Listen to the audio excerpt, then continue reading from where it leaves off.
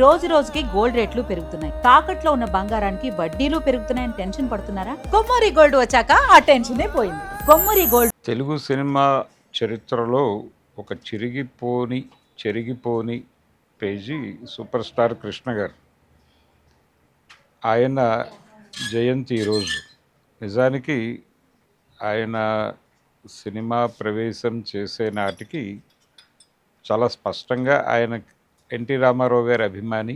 అలాగే అక్కినేని నాగేశ్వరరావు గారిని చూసి ఇండస్ట్రీకి వచ్చాడు ఆయన. అంటే దేవదాసు సినిమా రిలీజ్ అయిన తర్వాత ఆ సినిమాకి సంబంధించి విజయయాత్రలు జరిగినప్పుడు ఈయన చూశాడు. ఆ తర్వాత కూడా తెనాలిలో జరిగినటువంటి ఒక ఫంక్షన్లో అక్కినేని నాగేశ్వరరావు గారు వచ్చినప్పుడు ఆయన అభిమానులు ఆయన వెనకాల పరిగెట్టడం, ఆయన కారు వెనకాల ఇవన్నీ చూసి సినిమా హీరో కావాలి, అలా అయితే ఇలాంటి ఒక ఆదరణ దొరుకుతుంది, గుర్తింపు దొరుకుతుంది అనే అభిప్రాయం నాటింది ఒక రకంగా కృష్ణ గారి మనసులో నాగేశ్వరరావు గారే.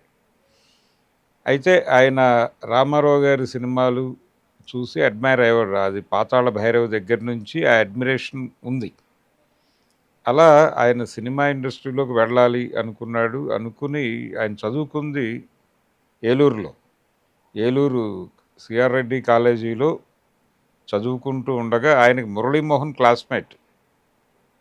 ఆ తర్వాత క్రాంతి కుమార్ కూడా ఆయనతో పాటు చదువుకున్నవాడే అదే కాలేజీలో. అయితే క్రాంతి గారు కృష్ణ గారితో ఎప్పుడూ సినిమా అయితే చేయలేదు. వాళ్ళిద్దరి మధ్య స్నేహం ఉండేది. కృష్ణ గారికి పోటీదారుని తీసుకొచ్చి నిలబెట్టిన చరిత్ర క్రాంతి కుమార్ గారిది. చిరంజీవి అనేటువంటి ఒక పోటీదారుని తీసుకొచ్చి కృష్ణ గారికి పోటీగా నిలబెట్టింది క్రాంతి కుమార్. అది వాంటెడ్గా చేసింది కాదు, కానీ అలా జరిగింది. మనం ఇప్పుడు తలుచుకుంటే అవి విచిత్రంగా అనిపిస్తాయి. మురళీమోహన్ గారు, క్రాంతి కుమార్ గారు, చటర్జీ గారు వీళ్ళందరూ ఆ టైం ఏలూరు బ్యాచ్ ఇది.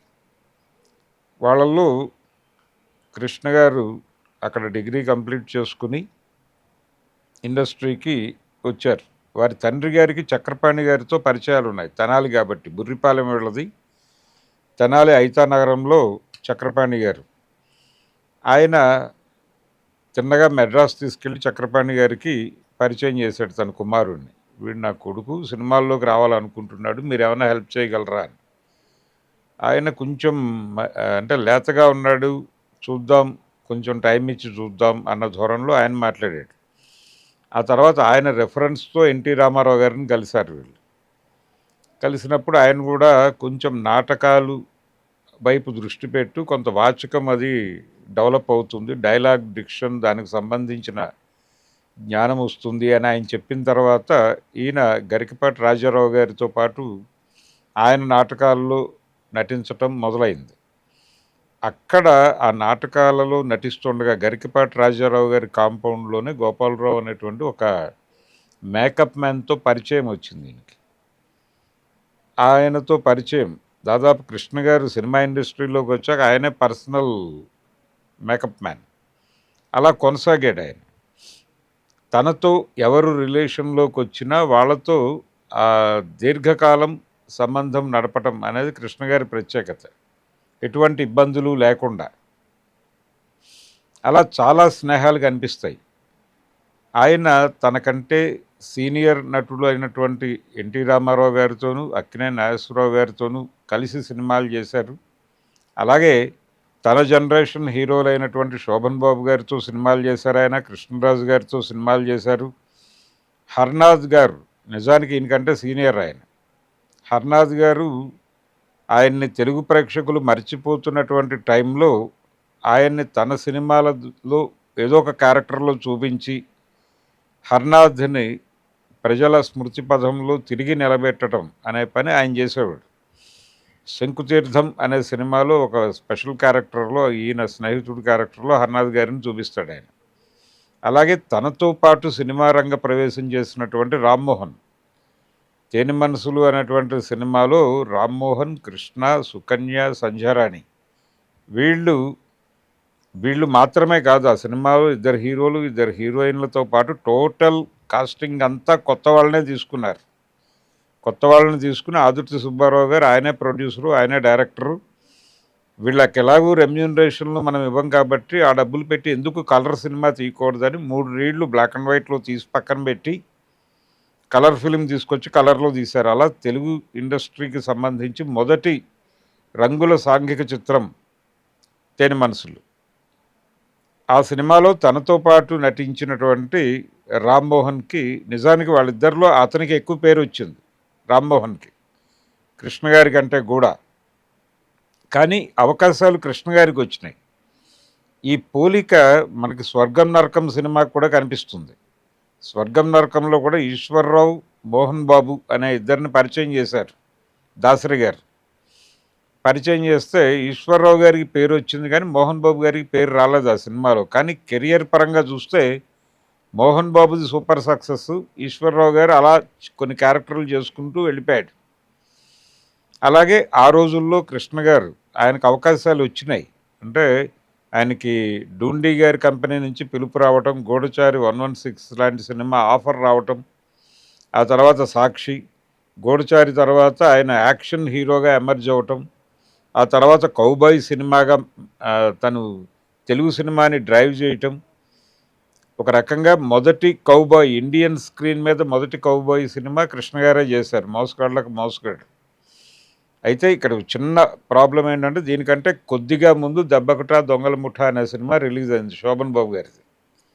అందుకని అది మొదటి కౌబాయ్ అని అన్నారంటారు. కానీ టెక్నికల్గాను అలాగే క్వాలిటీ పరంగాను ఇది కొంచెం హై ఎండ్లో ఉంటుంది, మోసగాళ్ళకు మోసగాడు. అలాగే ఇది ప్రపంచ భాషల్లోకి అంటే ఇంగ్లీష్లోకి తర్జుమా అయింది. ట్రెజర్ హంట్ అనే పేరుతో దీన్ని ఇంగ్లీష్లోకి డబ్ చేసి రిలీజ్ చేశారు కొన్ని దేశాల్లో. అలా ఇంటర్నేషనల్ మార్కెట్కి తెలుగు సినిమాని తీసుకెళ్లిన ఘనత కూడా కృష్ణ గారికే దక్కుతుంది. అలా చాలా క్రెడిట్స్ ఉన్నాయి ఆయన అకౌంట్లో. నేను ఇందాక చెప్పినట్లుగా రామ్మోహన్ గారికి కూడా తన సినిమాల్లో, తన బ్యానర్లో వచ్చే సినిమాల్లో ఏదో ఒక క్యారెక్టర్ ఇచ్చి ఆయన్ని జనాల స్మృతి పథంలో చెరిగిపోకుండా చూసుకునేవాడు ఆయన.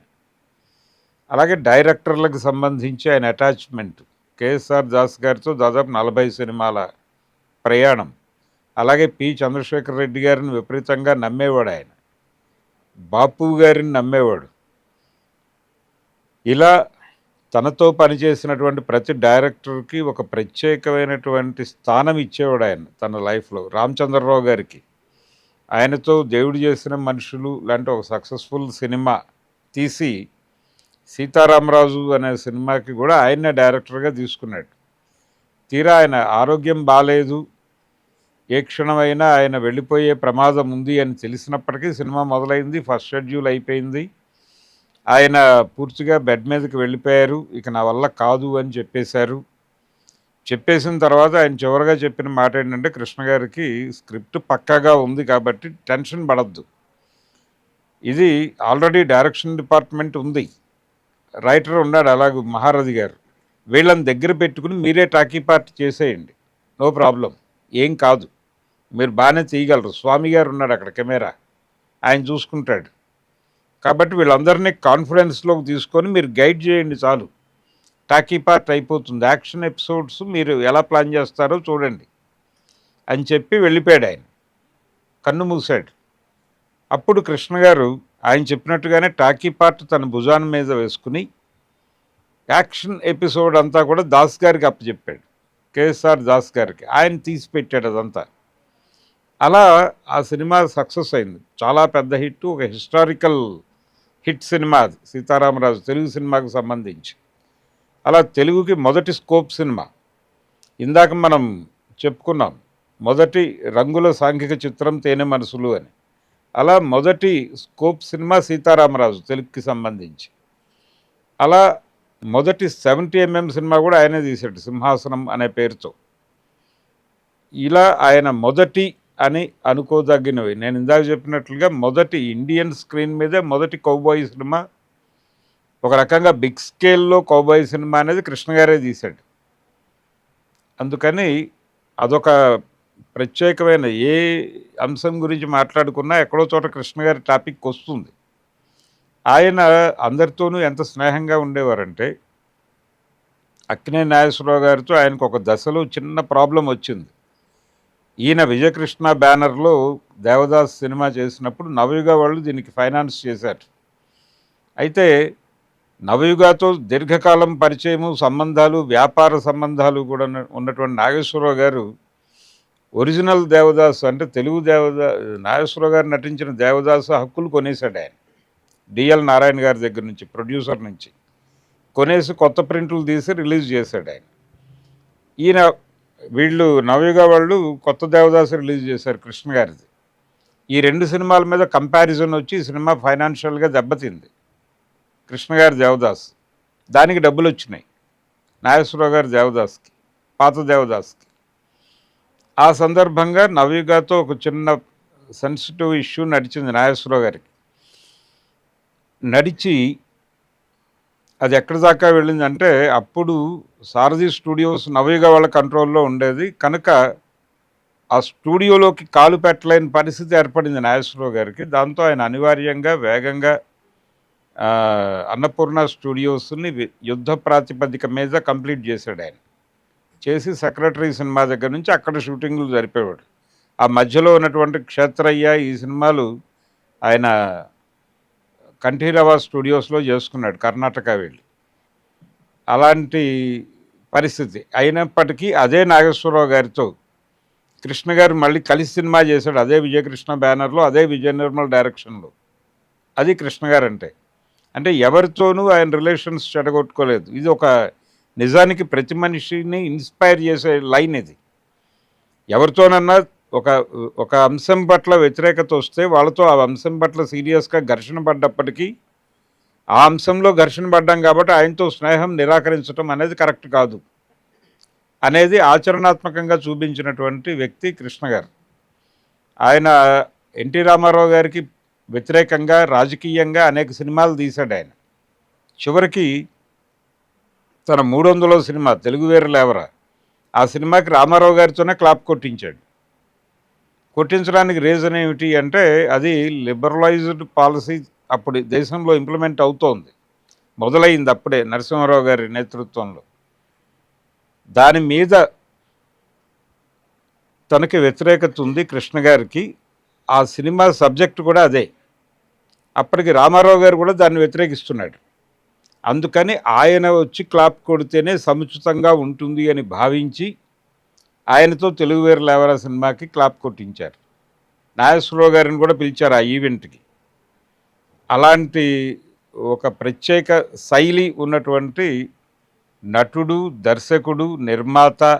ఆయన హిందీ రంగంలో కూడా సినిమాలు తీశారు. హిందీ రంగంలో కూడా కృష్ణ గారికి ప్రొడ్యూసర్గా ఒక ఆదరణ ఉంది. అలా బహుముఖమైనటువంటి ప్రజ్ఞ అయింది.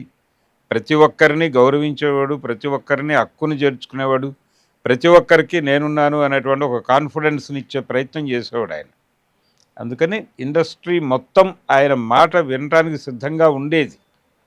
ఎప్పుడో కొన్ని సందర్భాల్లో ఆయన మీద వ్యతిరేకత కనిపించవచ్చు, కానీ ఆయన పట్ల ఇండస్ట్రీ ఎప్పుడూ సాఫ్ట్గానే వ్యవహరించింది. అలాగే ఆయన కూడా టువర్డ్స్ ఇండస్ట్రీ బాగుండేవాడు. అలాగే ఏ సినిమా ఆడుతుంది, ఏ సినిమా ఆడదు, ఏ సినిమా ఎందుకు ఆడట్లేదు, ఈ టైప్, అలాగే ఎంత వసూలు చేసింది, ఆర్థిక అలాగే సినిమాకు సంబంధించిన అన్ని అంశాలని ఆయన అన్ని డిగ్రీల్లోనూ పరిశీలించి మాట్లాడి తన మనసులో నిక్షిప్తం చేసుకునేవాడు. ఈ నిక్షిప్త జ్ఞానం చాలామందికి పంచేవాడు ఆయన తర్వాత. అలా కృష్ణ గారు ఒక ప్రత్యేకమైనటువంటి మనిషి. తెలుగు సినిమాకు సంబంధించి తెలుగులో అందరు హీరోలతోనూ, అంటే తన ముందు జనరేషన్ హీరోలతోనూ, తన తర్వాత జనరేషన్ హీరోలతోనూ, చిరంజీవి గారితో ఆయన కలిసి నటించాడు. అంటే చిరంజీవి గారు ఆయన సినిమాల్లో విలన్గా కనిపించాడు. కొత్తపేట రౌడీ, దానికి ముందు కొత్త అల్లుడు సినిమాల్లో. అది మాత్రమే కాదు, ఆయనతో ఒక సోలో విలన్, ఈయనతో ఆ సినిమాల్లో విలన్గా చేసినప్పటికీ ఆ తర్వాత కృష్ణ గారు ఆయనతో సమానమైనటువంటి క్యారెక్టర్ చేస్తూ ఇద్దరు ఒక మల్టీ స్టారర్ సినిమా చేశారు. ఒక రకంగా తోడు దొంగలు అనే సినిమా. మహేంద్ర గారు ప్రొడ్యూసరు, అలాగే వాసు గారు డైరెక్టర్. అలా తన తర్వాత జనరేషన్ నాగార్జునతో సినిమా చేశాడు ఆయన, ఎటువంటి ఇబ్బంది లేకుండా. అటువంటి ఒక అరుదైనటువంటి వ్యక్తిత్వం సూపర్ స్టార్ కృష్ణ గారిది. ఆయన అద్భుతమైనటువంటి నిర్మాత, విజన్ ఉన్నటువంటి డైరెక్టరు, అలాగే ఏకసంధాగ్రాహి. డైలాగ్ ఒకసారి వింటే గుర్తుపెట్టేసుకునేవాడు, అలా చెప్పేసేవాడు ఆయన. డైలాగ్ స్ట్రెంగ్త్తో ఆయన నడిపించిన సినిమాలు ఉన్నాయి, సీతారామరాజు లాంటివి. ఆయన డైలాగ్ డెలివరీ మీద ఎన్ని విమర్శలు ఉన్నప్పటికీ జనాలకు కనెక్ట్ అయ్యి డబ్బులు తెచ్చింది అంతే. ఆ టాలెంట్ ఉంది ఆయనకి డెఫినెట్గా. కనుక తెలుగు సినిమాకి సంబంధించినటువంటి ఒక అరుదైన ప్రత్యేక వ్యక్తిత్వం ఉన్నటువంటి కృష్ణ గారికి సంబంధించి మనం అనేక విషయాలు మాట్లాడుకున్నాం. మాట్లాడుకోవాల్సిన విషయాలు చాలా ఉన్నాయి, అయినప్పటికీ అన్నీ ఒకచోట మాట్లాడటం కుదరదు. కాబట్టి కృష్ణ గారి అరుదైనటువంటి వ్యక్తిత్వంలో నాకు కనిపించినటువంటి అనేక అంశాలని మీ దృష్టిలో పెట్టాను.